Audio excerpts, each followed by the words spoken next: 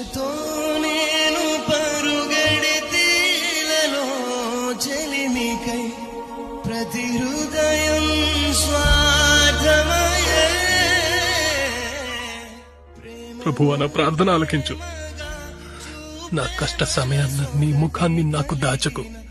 నీ ముఖాన్ని నా నుండి దాచుకోకు. నీవు నన్ను చూస్తున్నావా? నీకు నేనెలా తెలుసు? నీవు నీ యొక్క కృంగుదలలో ఒంటరిగా ఉన్నప్పుడు నేను నీ నుండి ముఖం తిప్పుకోలేదు. నేను నిన్ను అంజూరపు చెట్టు కింద ఉన్నప్పుడే చూశాను.